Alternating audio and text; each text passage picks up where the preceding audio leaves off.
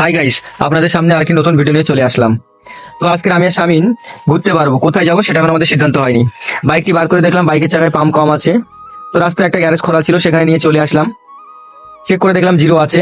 তো পাম্পটি ফুল করে নেওয়ার পরেই আমরা দুজনে ওখান থেকে বার হয়ে গেছি। তো তারপরে এসে দেখলাম আমাদের বাইকের খিদে পেয়ে গেছে, আমরা তো ঘুরবো, আনন্দ করবো এবং খাবো। তার আগে আমাদের বাইককে খাওয়াতে হবে। তো চলে আসলাম একটা ভালো রেস্টুরেন্টে, সেখানে এসে বাইকটিকে পেট্রোল খাওয়া দিয়ে নিয়ে নিলাম। বাইকটিকে খাওয়া হয়ে গেলে তারপরে আমরা ওখান থেকে চলে এসেছি।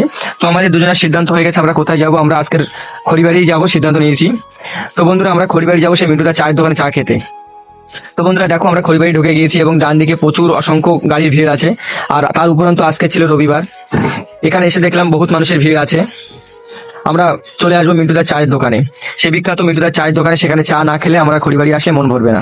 তো চলে আসলাম মিন্টুদার চায়ের দোকানে, এসে দেখলাম এক ব্যক্তি এখানে প্রচুর স্পিডে চা দিচ্ছে। তো আমরা দুটো চা অর্ডার দিয়ে দিলাম, আমাদের আগে পে করতে হবে তারপরে আমাদের চা দেবে।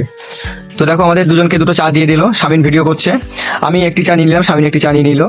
আমি চাটি টেস্ট করে দেখলাম, খুব সুন্দর টেস্ট আছে। তো চাটা খাওয়া হয়ে গেলে ওখান থেকে চলে আসলাম বড় ভেড়ির কাছে। বড় ভেড়ির কাছে চলে এসে দেখলাম এখানে দুই দাদা বসে নিয়ে খালে মাছ ধরছে। তো ওখানে না দাঁড়িয়ে আমরা সোজা চলে আসলাম বড় ভেড়ির তেমাতাটায়। এখানে এসে দেখলাম খুব সুন্দর ভিউ আছে, এখানে কিছু মানুষ আছে, বেশ জায়গাটা জমজমা আছে। তো দেখো বন্ধুরা এখানে দুই দাদা, তারা ফটোশুট করছে এবং ভিডিও করছে। ততক্ষণে স্বামীনকে আমি ডাকলাম ক্যামেরাটি করার জন্য, স্বামীন আসলো না। দেখো বন্ধুরা এই মুহূর্তে সূর্যটা অস্ত যাচ্ছে, খুব সুন্দর ভিউ আসছে। তো বড় ভেড়ি দেখতে পেলাম, বড় ভেড়ি মাঝখানে একটা শালতি নিয়ে কয়েকজন শালতি নিয়ে চড়ছে। তো তারপরে আমি স্বামীনের কাছে আসলাম, এসে ফোনটি স্বামীনের কাছে দিয়ে দিলাম, বললাম ভিডিওটি আমার দিকে কর। স্বামীন ততক্ষণে নিজের লুকিং গ্লাস দিয়ে নিজেই ভিডিওটা করে নিল। তারপরে আমি স্বামীনকে রাশ করার পরে স্বামীন আমার দিকে ক্যামেরা করলো। তারপরে আমি নিজেকে একটু ফ্রেশ হয়ে নিলাম। তো বন্ধুরা আমার ভিডিওটি ভালো লেগে থাকলে লাইক কমেন্ট শেয়ার করবেন।